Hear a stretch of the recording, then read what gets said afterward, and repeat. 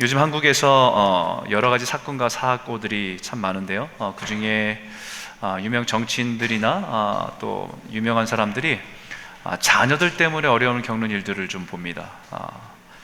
자녀들의 한 번의 일탈들이 또 부모의 이름에 욕되게 되고 그 명예에 훼손이 되는 그런 일들을 보게 됩니다. 자녀들이 음주운전이라든지 아니면 자녀들이 어떤 잘못된 행동들이 그 부모에게 커다란 치명타가 되는 것을 보게 됩니다. 그 부모가 평범한 일을 하는 사람이 아니라 특별히 한 나라의 특별한 일을 하거나 아니면 한 나라의 지도자이기 때문에 더욱더 그 자녀들의 일은 그 부모에게 커다란 흠이 되기도 하는 것이죠. 그 이유는 한 가지입니다. 아버지와 자녀의 관계이기 때문에 그렇습니다. 오늘 우리가 읽은 말라기의 내용도 그와 같은 의미입니다. 이스라엘 백성들에게 하나님께서는 너희가 나를 공경함이 어디 있느냐? 나를 두려움이 어디 있느냐? 라는 질문을 하자 이스라엘 백성들이 반문합니다. 우리가 어떻게 주의 이름을 멸시했습니까? 우리가 언제 어떻게 하나님의 이름을 무시했다고 그러십니까? 라고 반문합니다. 마치 이것은 사고를 친 자녀를 불러놓고 야, 너희들 때문에 니네 아버지가 망신을 당하고 있어. 너희들이 한 행동 때문에 너희 아버지 이름이 똥칠을 한 거야 라고 말하면 그 자녀들이 우리가 언제 아버지를 욕하고 다녔냐고, 나는 아버지를 여전히 존경하고 있고 나는 아버지를 욕한 적도 없고 비난한 적도 없고 아버지의 이름을 사용해서 사기를 친 적도 없는데 도대체 무슨 말을 하는 거냐고, 나는 내 인생을 사는 것 뿐이고 아버지는 아버지의 인생을 사는 건데 왜 내가 한 일이 아버지에게 그렇게 흠이 되고 잘못이 되냐고, 그것이 어떻게 아버지를 멸시한 것이 되냐고, 이렇게 반문할 수 있습니다. 이스라엘 백성들이 그와 반문하는 것을 보게 됩니다. 우리가 언제 하나님을 멸시했습니까? 우리는 그런 적이 없습니다. 어떻게 감히 하나님의 이름을 욕되게 하거나 저주하거나 욕하거나 한 적이 없습니다. 우리는 하나님을 사랑하고 그래서 우리는 하나님께 명하신 그 제사들을 여전히 잘 드리고 있고, 하나님을 어떻게 우리가 멸시를 할 수 있겠습니까? 그런 일은 없습니다. 그런데 하나님께서는 어떻게 이스라엘 백성들이 멸시했는지를 7절에 이렇게 말합니다. 우리 한번 7절 한번 같이 한번 읽어볼까요? 7절에 있는 말씀입니다. 함께 읽겠습니다. 시작. 너희가 더러운 떡을 나의 제단에 드리고도 말하기를 우리가 어떻게 주를 더럽게 하였나이까 하는도다. 이는 너희가 여호와의 식탁은 경멸히 여길 것이라 말하기 때문이라. 하나님을 경멸히 여겼다고 말씀하시는 그 행위 첫 번째가 하나님께 드리는 제사가 더러워졌다라는 겁니다. 하나님께 드리는 제사가 순결해되고 거룩하고 우리의 정성과 온 마음을 다해서 드려야 되는 그 제사가 더러워졌다는 겁니다. 이것은 청소를 하지 않아서 지저분하다는 얘기가 아니라 겉으로 보여지는 모습은 정상적이지만 그 예배를 드리고 그 제사를 드리는 성도들의, 그 백성들의 마음과 태도가 더러워졌다라는 겁니다.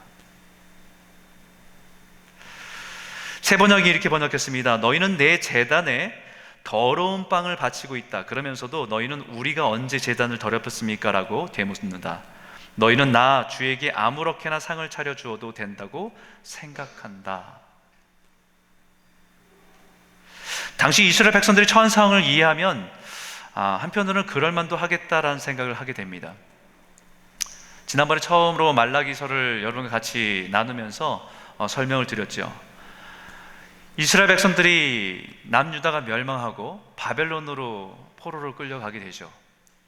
거기서 70년이라는 세월을 지나게 되는데 시간이 지나면 지날수록 이스라엘을 회복할 가능성은 보이지 않습니다. 이제는 끝났구나, 이제는 이스라엘은 정말 소망이 없구나라고 하는 그때에 예레미야 예언처럼 놀랍게 고레스란 왕을 통해서 너희 나라 가서 너희 나라를 다시 재건하라는 명령을 떨어집니다. 기적과 같은 일이죠. 이 일에 사람들은 흥분했습니다. 하나님이 정말 약속하신 대로 우리 가운데 일하시는구나, 약속하신 대로, 예언한 대로 우리 가운데 그 약속을 지키시는구나라는 것을 받고 흥분하기 시작합니다. 그래서 1차, 2차, 3차로 포로에서 귀환하는 사람이 되는데 첫 번째로 이동한 사람 중에서 대부분의 사람들이 제사장과 레위인입니다. 제사장들이 수천 명이 갑니다. 그리고 첫 번째 한 일이 수룹바벨을 도와서 성전을 재건하는 일이었어요. 수많은 어려움들이 있었지만 성전을 재건하면서 그들은 기대합니다. 이제 이 성전이 지어지면 하나님의 영광이 다시 임하실 거라고. 이 성전이 지어지면 솔로몬의 영광, 다윗의 영광이 우리 가운데 다시 찾아오게 될 것이라는 기대임 속에서 그 성전을 지어갑니다. 그 성전을 수룹바벨 성전이라고 부르는데, 겉보기는 솔로몬의 성전에 비해서 초라하기 짝이 없지만 그래도 예배할 수 있고 제사할 수 있는, 이스라엘 백성들한테 하나님 예배할 수 있는 곳이 만들어진 겁니다. 그리고 나서 느헤미야가 귀환해서 이제 그 도시를 지킬 수 있는 성벽을 짓게 됩니다. 어려움들이 많았습니다. 하지만 그 성벽을 다 짓고 나니까 그래도 이제는 그럴싸한 도시 국가가 된 거예요. 그럴싸한 도시의 모습을 갖추기 시작했습니다. 예루살렘 성이 있고 예루살렘 성전이 있고 그 둘러싼 성벽이 있어서 이제는 웬만큼 됐다, 이제 하나님의 영광이 임하겠지라고 하는 기대를 가질 때였습니다. 그러나 시간이 흐르면 흐를수록 그 기대는 점점 더 어려운 현실 속에서 절망하고 낙심하게 됩니다. 점점 상황이 어려워지면서 사람들이 가졌던 기대와 소망들은 식어져 가고, 수많은 제사장들이 성전을 섬기기 위해서 갔던 사람들이 이제는 자신의 생계의 문제에 부딪히기 시작하면서 주변에 있는 이방 여인들과 결혼하고 자신의 생계 문제를 해결하기 시작해요. 그런 모습에 이스라엘 백성들이 여전히 성전에 나가 제사를 드리지만 마음은 예전과 같지 않습니다. 이렇게 제사를 드려서 무슨 소용이 있나라는 생각이 있을 겁니다. 정말 우리가 마음을 다해 정성을 다해 최상의 것을 드린들, 아니면 대충 적당한 것을 드린들 무슨 차이가 있을까? 제사장들도 그것이 잘못된 것을 알면서도 자신들 또한 온전하지 않다는 것을 알기 때문에 그 모습을 그대로 허용하고 방관하고 인정해주는 분위기가 그 당시의 예배입니다. 그러다 보니까 이스라엘 백성들은 흠이 없는 제물을 바치기보다는 어차피 태워서 죽일 건데 병든 것, 눈먼 것, 저는 것들을 하나님께로 제물로 가져오는 겁니다. 왜냐하면 그래도 된다고 생각했기 때문에요.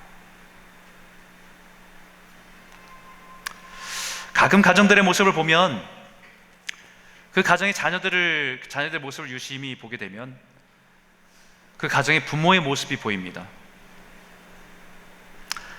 그 가정의 아빠가 언어적으로 엄마를 무시하면 자녀들도 엄마를 무시합니다. 말할 때도, 음식을 먹을 때도 엄마를 무시하면서 행동하는 모습들을 보게 됩니다. 엄마가 아빠를 경제적인 부분으로 여러 가지 이유로 무시하면, 업신여기면 자녀들도 그 아버지를 무시합니다. 왜냐하면 그래도 그렇게 해도 된다고 생각하기 때문이죠. 그래도 된다고 생각하기 때문입니다. 하나님을 섬기도록 부르심받은 제사장들이 성전에서 자신들의 직무를 하고는 있지만 이미 하나님에 대한 경외함이나 두려움 없이 직업처럼 섬기고 있습니다. 하나님을 경외함으로 자신에게 맡긴 사명을 소중히 여기고 정성을 다해서 제사 드리고 인도해야 될 제사장들이 성전에서의 일을 함부로 하는 것입니다. 그러니까 이스라엘 백성들도 함부로 하는 거예요.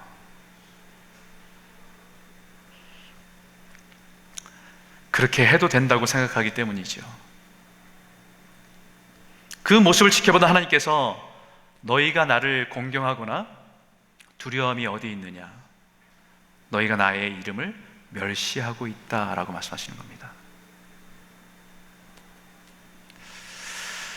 오늘 우리는 이 말씀을 정말 깊이 묵상하고 돌아봐야 됩니다.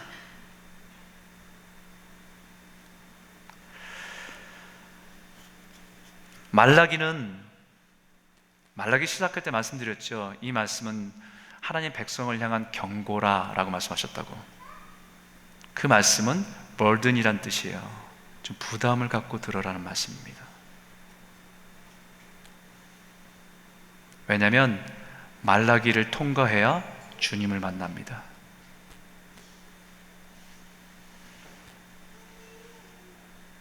주님 오시기 전에, 예수님이 이 땅에 오시기 전에 주신 말씀이 말라기입니다. 소망이 다 끊어지고요, 메시아가 오실 것에 대한 소망도 잃어버린 채 있을 때에 주신 말씀이 말라기이기 때문에요. 그럼 오늘 이 말씀이 이 시대를 살아가는 목회자는 목회자의 자리에서, 성도는 성도의 자리에서, 하나님께 예배하는 우리들의 모습에서 그와 같은 모습은 없는지 돌아봐야 됩니다. 왕 같은 제사장을 부르신 우리들의 모습을 통해서 하나님의 이름이 영화롭게 선포되어야 되는데, 오히려 세상에서 하나님의 이름이 멸시당하고 조롱당하게 된 것은 아닌지 심각하게 되돌아보고 회개하고 하나님께 돌아가야 된다는 거예요.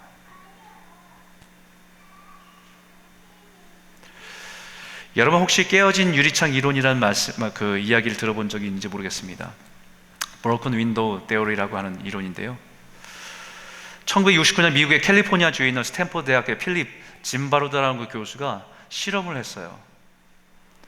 무슨 실험을 했냐면, 거의 같은 상태에 있는 두 차를 약간 우범지대 같은 약간 그런 으슥한 그런 곳에 차를 본네트를 열어놓고 차를 세워놨습니다.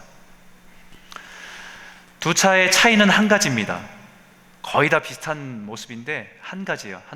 한 차는 멀쩡하고 한 차는 유리가 깨진 상태의 차입니다. 그러고 나서 그것을 며칠 두고 봤습니다.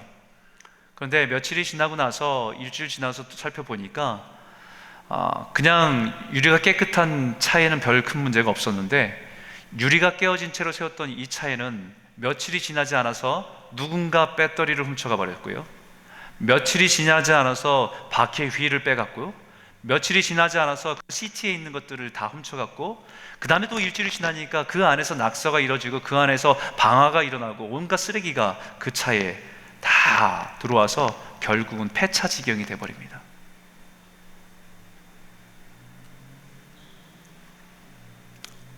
그 실험을 통해서 깨닫게 된 것은, 깨어진 유리창을 가진 차는 사람들이 함부로 대해도 괜찮다라고 생각한다는 거예요. 그 차의 주인조차도 신경 쓰지 않는 차라고, 누군가 이 차를 버려둔 채 둔 차라고 생각하기 때문에 사람들이 함부로 대한다는 겁니다. 돌을 던지고 낙서를 해도 괜찮다고 생각하는 거죠.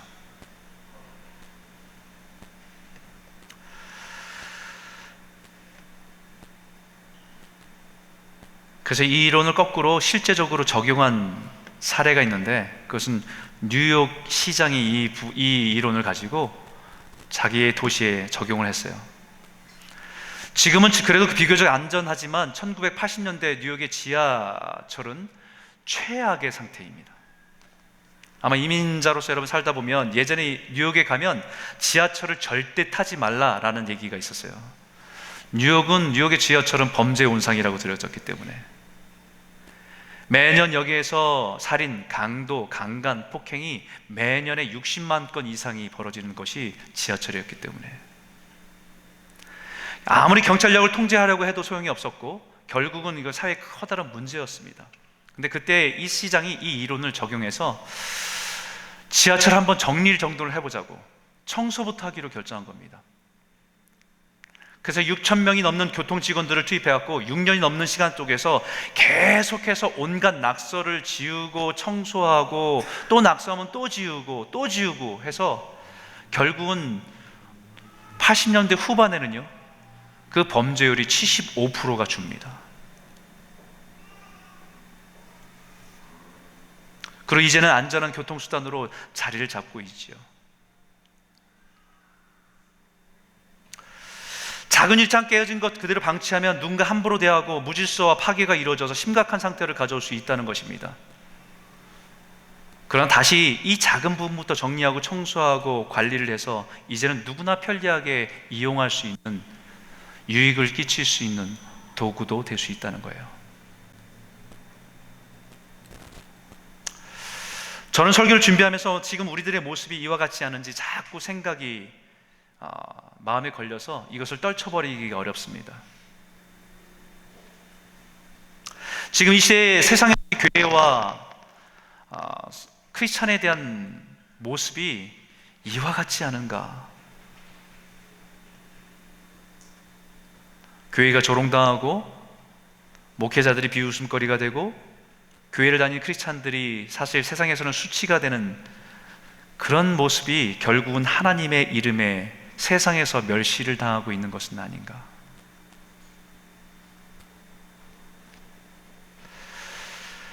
그것은 바로 우리가 세상이 그렇게 해도 괜찮다고 생각하게 만들었기 때문입니다.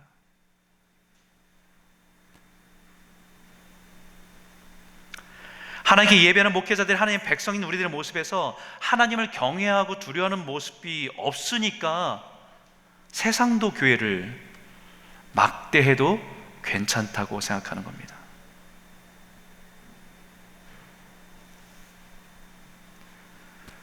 여러분, 예전에는요, 교회에 방범시설이 없어서 문을 열어놔도 도둑이 들지 않았어요.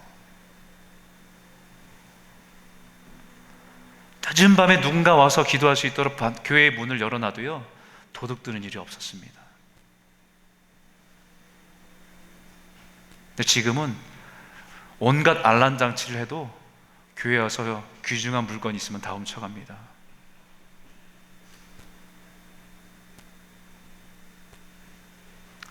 예전에는 교회에 대해서 세상 사람들이 그렇게 함부로 대하지 않았습니다. 근데 지금은 교회는 비웃음거리고 조롱거리가 됐습니다.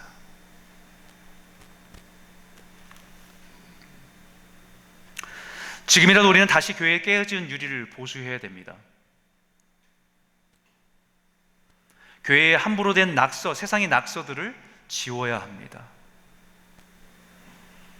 어디서부터 해야 될지 사실은 막막하기도 하지만 하나하나 치워가고 청소하다 보면 회복될 때가 분명히 있을 겁니다.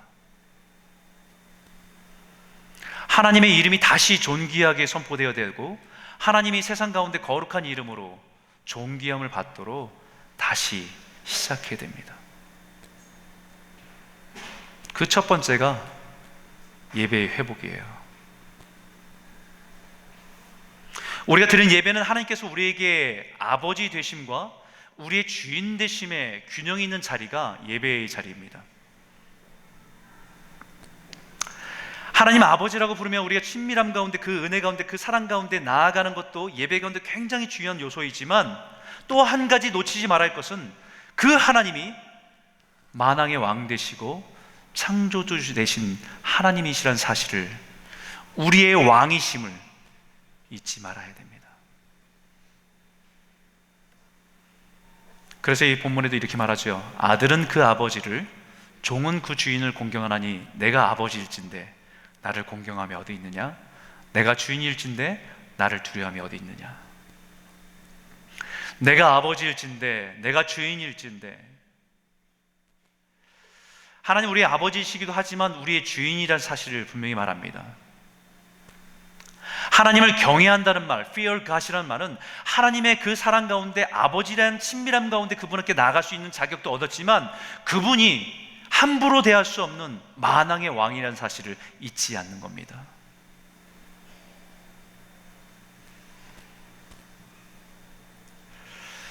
우리가 찬양하죠. 아버지 사랑 노래해, 아버지 은혜 내가 노래해. 이 찬양을 드릴 때마다 얼마나 하나님 아버지를 생각하는 우리들 마음이 따뜻한지 모르겠어요. 세상에 지치고 피곤해도 하나님 아버지를 찬송하면서 그분이 우리를 받아주시는 그 자비하심이 있기 때문에 그분께 나아갈 때 그 위로하심과 그 보호하심을 의지해 나아가는 것이 얼마나 큰 위로가 되는지 모릅니다. 그런데 그것보다 더 중요한 것은 그 하나님이 온 세상의 왕이시란 사실이에요.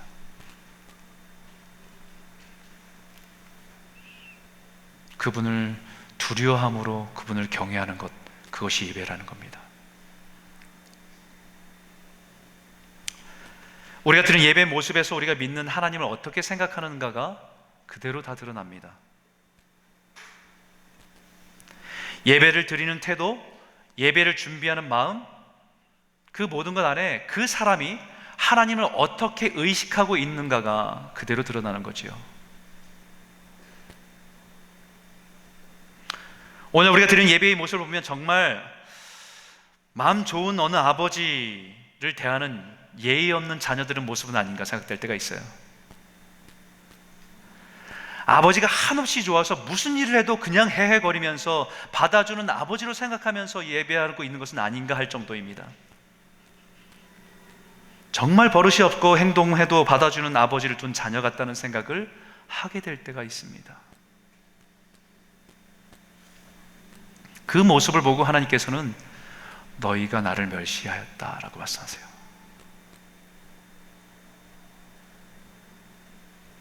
여러분, 이 멸시라는 단어는 히브리어로 빠자라는 단어인데요, 이 의미가 불순종하다, 게으르다, 부주의하다, 불성실하다는 의미를 포함하고 있습니다. 다시 말하면 한 가정의 아버지에게 한 자녀가 맨날 용돈 달라고 하고 필요한 거 사달라고 하고 조르고, 아버지니까 당연히 그것을 해야 된다고 생각하지만 아버지가 그 자녀에게 얘기하는 그것은 하나도 순종하지 않는 그 모습을 볼 때 그것은 아버지가 무시당하는 것이고 아버지를 멸시하는 거예요.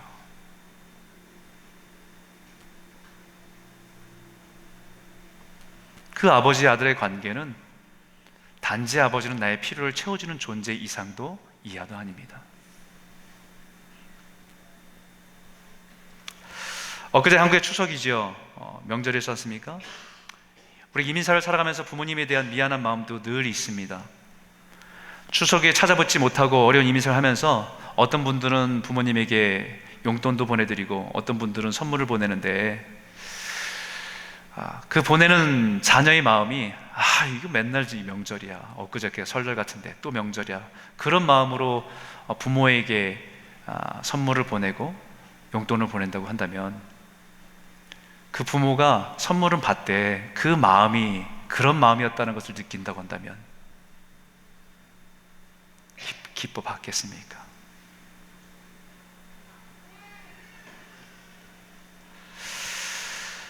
부모에게 선물을 드려야 됐다는 생각 때문에 집안에 예전에 누군가 선물 줬던 것을 하나 이렇게 챙겨서 그것을 부모님께 갖다 드린다고 한다면, 부모야 주는 게 어디야 그러면서 받는 부모가 있겠습니까?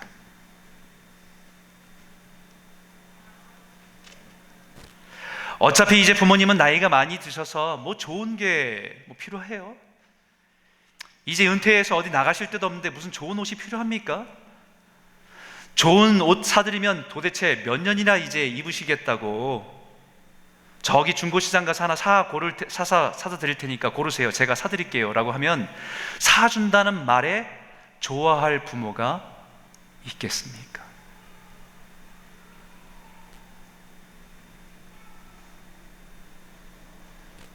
그게 부모를 멸시하는 거죠. 하나님도 동일합니다. 8절인데 이렇게 말씀하세요. 같이 한번 읽을까요? 함께 읽겠습니다. 시작.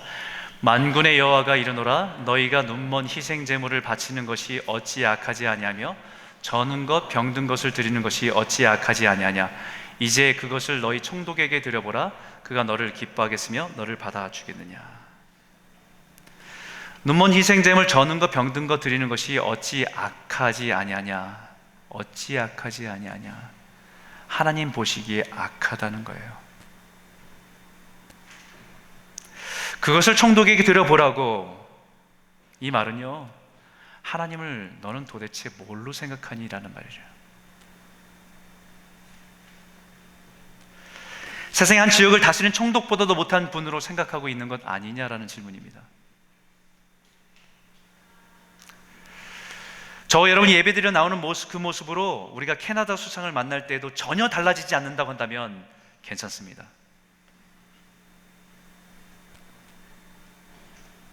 그러나 회사의 매니저를 만나러 갈 때도 옷이나 신발이나 헤어스타일이나 예의에 벗어나지 않으려고 애쓰면서 하나님께 예배드리러 나오는 그 모습이 전혀 신경 쓰지 않는다고 한다면 그것은 하나님을 어떻게 생각하는지 돌아보셔야 됩니다.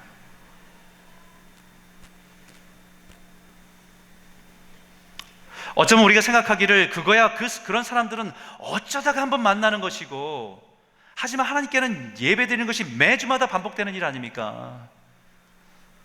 그러니 예배마다 어떻게 그렇게 신경 쓰는 것이 얼마나 번거로운 일이냐고, 귀찮은 일이냐고 그렇게 생각할 수 있지요. 그래서 13절에 이렇게 말합니다. 같이 읽겠습니다. 시작. 만군의 여호와가 이르노라 너희가 또 말하기를 이 일이 얼마나 번거로운가 하며 코웃음치고 훔친 물건과 저는 것 병든 것을 가져왔느니라. 너희가 이같이 봉헌물을 가져오니 내가 그것을 너희 손에서 받겠느냐? 이는 여호와의 말이니라. 일이 얼마나 귀찮고 번거로운지를 몰라. 일이 얼마나 귀찮은 일인지 몰라. 주인은 왜 이렇게 빨리 오는 거야? 이민생활 살아가기도 힘든데 매번마다 헌금은 왜 이렇게 많아? 라고 생각하며 드리는 우리들의 예배의 모습은 아닙니까? 전 여러분들에게 하나님께 예배하는 것이 율법적으로 드리는 말이 아니에요. 이 시간 다시 생각해 보라는 말입니다. 정말 우리가 하나님께 예배하는 것이 아버지의 친밀함을 기대하고 만물의 왕이신 하나님께 대한 경외함을 가지고 예배하는 것인가?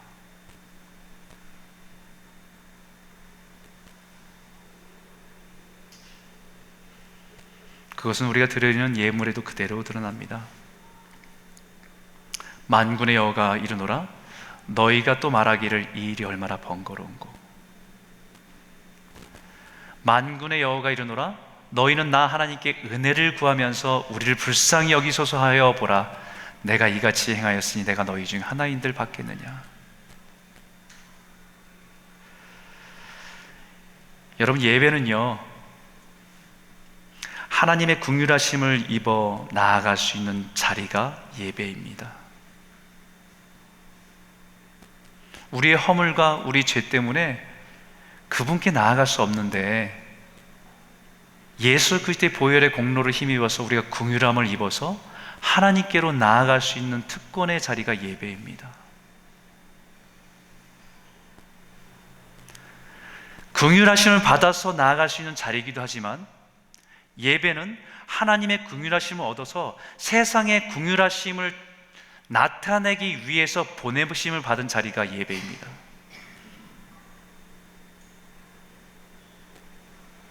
하나님의 긍휼하심을 누리고 하나님의 긍휼하심 가운데 거하고 우리가 그 긍휼하심을 세상 가운데 나누고 선포하고 전하라고 우리를 부르신 곳이 예배입니다.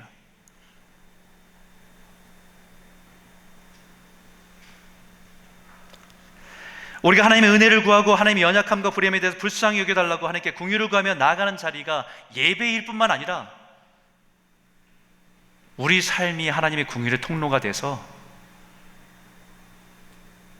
그 긍휼의 통로가 돼서 축복의 통로로 살아가라고 부르신 자리가 예배라는 거예요. 분명히 약속한 말씀이 이거죠. 아버지가 자식을 긍휼히 여김같이 여호와께서는 자기를 경외하는 자를 긍휼히 여기시나니. 하나님은 분명히 약속하셨습니다. 아버지가 자녀를 긍휼히 여기는 것처럼 예수 그리스도의 보혈 때문에 자녀가 된 그 사람들을 하나님의 긍휼히 여기셔서 용서하시고 우리를 품어줄 수 있는 자리가 이 자리인 것을 분명히 말씀해 주고 있습니다. 매 주일마다 대표기도 하는 분들이 우리가 일주일 동안 하나님께서 주신 뜻대로 살지 못한 것을 용서해 주십시오 해도 우리는 그 용서를 받을 수 있는 자격이 있는 사람들이 자녀들이에요. 그것이 자녀의 특권입니다. 근데 예배를 통해서 하나님의 은혜를 구하면서 우리를 불쌍히 여기소서 하나님의 은혜를 달라고 긍휼을 구하면서 주님 앞에 나아가는데 이같이 행하는데 내가 너희 중 하나인들 받겠느냐라고 말씀하세요. 이같이 행했다는 것이 뭐예요? 8절에 있는 눈먼 희생 제물을 바치는 것, 저는 것, 병든 것, 그런 것을 드리는 것이 악한 것, 그것이 악한 것이에요. 너희 중 하나인들 받겠느냐? 여러분, 이 표현이 너희가 드린 것 중 하나인 줄 받겠냐라고 말씀하지 않고요, 너희인 중, 너희들 중 한 사람이라도 내가 받겠냐는 말씀이에요. 무슨 말씀이냐면, 우리가 드리는 예배와 예물이 돈이 아니라 우리의 마음과 우리의 인격입니다.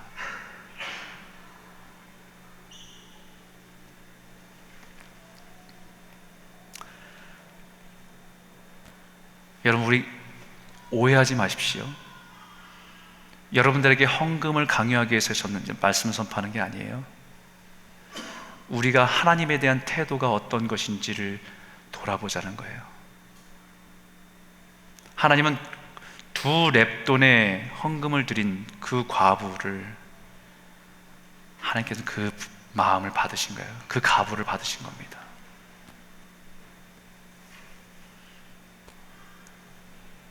이것은 우리가 드리는 예물과 헌금을 말하는 것이지요. 이스라엘 백성들이 하나님께 제사를 드리면서 가장 귀한 것을 드리도록 되어 있지만, 자신에게 허락하신 모든 것을 감사하게 주님께 드리는 것이 예물이지만, 그것을 자신의 생각대로 판단하고 드리는 것이 악한 것이라 말씀하는 거지요. 그것을 가지고 기업이 없는 성전에서 일하는 제사장들과 레위인들에게 긍휼과 은혜를 입도록 베풀기도 하고, 더 나아가서는 세상에 가난하고 소외된 사람들에게 섬기는 일에 사용되기도 하는 것이 우리가 드리는 헌금이고 예물입니다.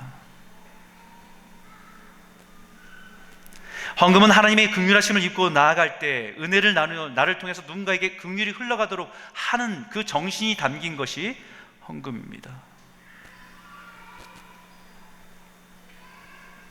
한 번은 예수님께서 바리새인들이 찾아왔습니다. 예수님을 사람들 앞에서 난처하게 만들려고 그 의도를 가지고 질문합니다. 가이사에게 세금을 바치는 것이 옳습니까? 옳지 않습니까? 로마의 압제 속에서 세금 내는 것이 지치고 힘든 사람들에게 예수님께 세금 내는 것이 마땅하다고 얘기하면, 그것은 마치 예수님을 어렵게 만드는 궁지에 몰기 위해서 그런 질문을 던지는 거지요. 예수님께서 그들에게 그 세금을 내는 동전을 가져와 보라고, 데나리온 동전을 한번 가져와 보라고, 그리고 동전을 보게 하시고 거기에 누가 있니? 무슨 그림이 있니? 가이사가 있습니다. 그래서 예수님께서 가이사의 것은 가이사에게, 하나님의 것은 하나님에게 드리라, 이렇게 말씀하십니다. 이 말씀은요, 우리가 물질을 볼 때 누가 보이냐는 거예요.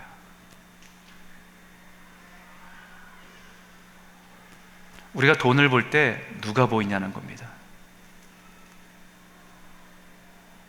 내가 수고하고 내가 노력해서 얻은 거기 때문에 내가 보인다고 한다면 그것은 세금도 어렵고요, 헌금도 어려워요.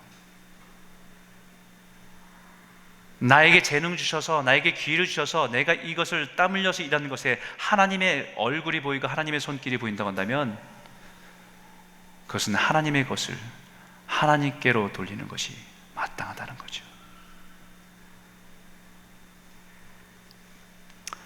중요한 것은 누구의 것이라 인정하는 것입니다. 내 것이라고 한다면 세금도 어렵습니다. 헌금도 어렵습니다. 내가 수고해서 번 것이니까 내 것이라고 생각하면 나라에 세금 내는 것도 어렵습니다. 내 지식으로, 내 능력으로 땀 흘려 번 것이기 때문에 내가 내 것이라고 생각하면 헌금 또한 어렵습니다.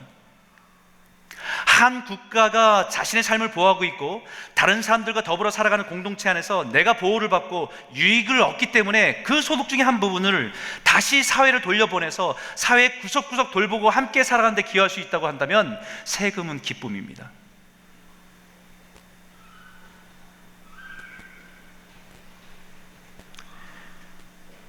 동일한 내 삶에 허락하신 인생의 달란트와 은혜를 통해서 나에게 허락하신 물질이 하나님께로 왔음을 인정하고 그 부분 중에 일부를 다시 세상의 궁유를 흘려보내는 통로로 내가 드릴 수 있는 것이라고 한다면 헌금은 기쁨이요 영광입니다.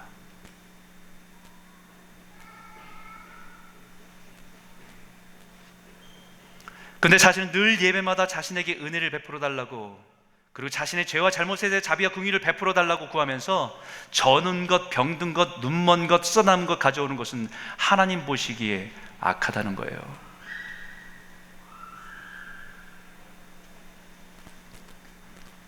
예배는 하나님의 자비와 긍휼을 얻어서 하나님 앞에 나아가는 자리입니다.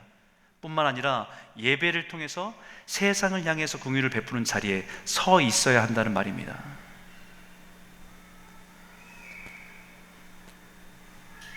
그래서 예수님께서 우리에게 산상순을 통해서 말씀하시는 것이 이 말씀이죠. 같이 한번 읽을까요? 함께 읽겠습니다. 시작. 긍휼히 여기는 자는 복이 있나니 긍휼히 여김을 받을 것이며. 긍휼히 여기는 자는 복이 있나니 긍휼히 여김을 받을 것이요. 뿐만 아니라 너희 아버지의 자비로우심 같이, 긍휼하심 같이 너희도 자비로운 자가 되라.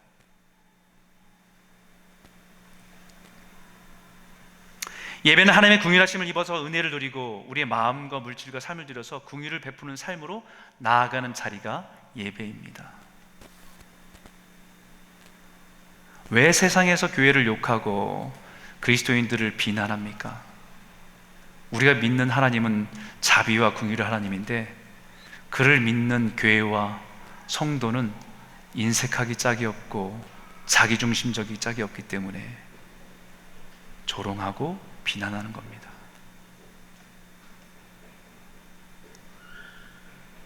자기 자녀에 대해서는 수백 불, 수천 불의 명품을 사줘도 다른 사람에게서 긍휼의 손길을 열기에는 인색하기 때문에 조롱받는 거예요. 교회는 어떤 건물보다 화려하지만 교회를 통해서 수많은 긍휼을 받고 가난한 자를 돌본 일이 없기에 세상 사람들을 통해서 하나님의 이름이 멸시당하는 겁니다.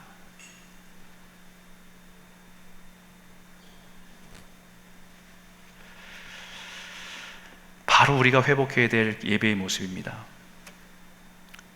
우리의 깨어진 예배의 모습을 다시 회복해서 세상이 교회와 성도를 통해서 하나님이 볼 수 있도록, 우리를 통해서 하나님이 볼 수 있도록 회복해야 되는 것이 성도와 교회의 사명입니다. 마지막 한 줄만 더 읽어볼까요? 같이 읽겠습니다. 시작. 긍휼을 행하지 아니하는 자에게는 긍휼이 없는 심판이 있으리라. 긍휼은 심판을 이기고 자랑하느니라. 우리의 예배가 온전히 회복되길 바랍니다.